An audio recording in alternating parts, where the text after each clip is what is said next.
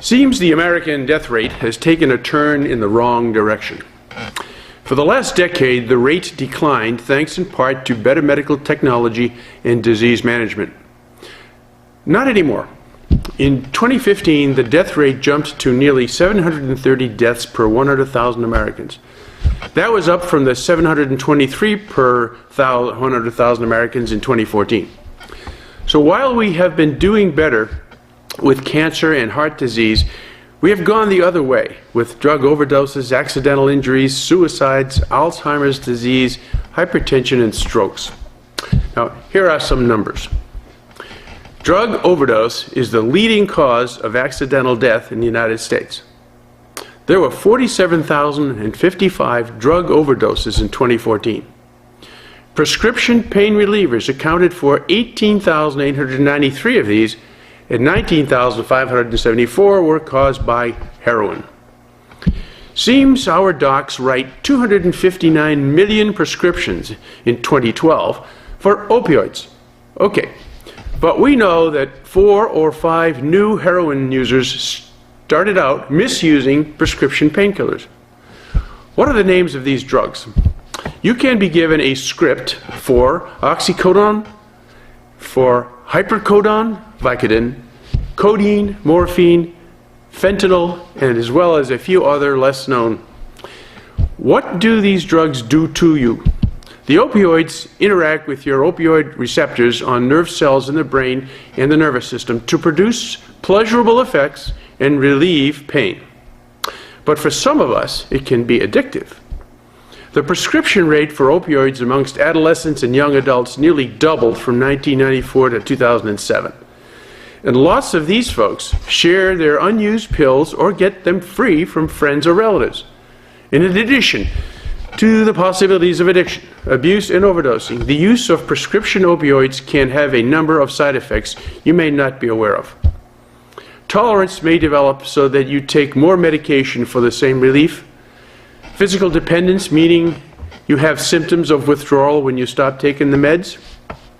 You could have increased sensitivity to pain, constipation, nausea, vomiting, and dry mouth. You can get sleepy or dizzy, confused, depressed, lose testosterone, get itchy or sweaty. Now, doesn't that all sound great?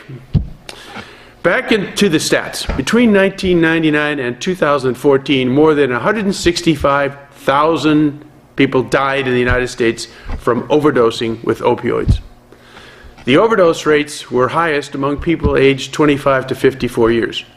The rates were higher among non-Hispanic whites and American Indian or Alaskan natives. Men were more likely to die from overdosing, but the mortality gap between men and women is closing.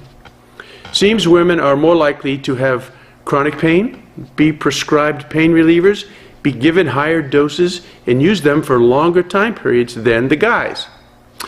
Between 1999 and 2010, 48,000 women died from overdosing. That was a 400% increase compared to the 237% increase for the men.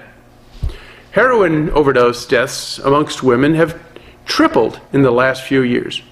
They are now up to 1.2 per 100,000 people. Now here's a scary one. Every day, over 1,000 people are treated in emergency departments for misusing prescription opioids. All this is costing the system billions of dollars that could easily be put to a better use. Doing the research for this subject, I found an internet site called Real Time. Now that site listed the various ways Americans die. The numbers were from January 1st of this year to today. There were 35 specific categories of how to die. Example, heart disease accounted for 437,706 of us. Medical errors, 179,000 and change. Kidney failure, 30,467. Homicides, 11,969. Drunk driving, 24,000 and change. Drowning, 2,700. Murder by gun, 8,188 people. Texting while driving, 4,267 of us. All the drug abuse accounted for 17,815 deaths. And then the prescription drug overdose of 10,687 people. The article did list some of the more infrequent ways to die, like being killed by a falling tree. 106 of us did that.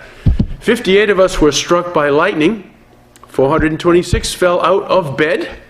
And then there is a new category that is now being counted. This is rich.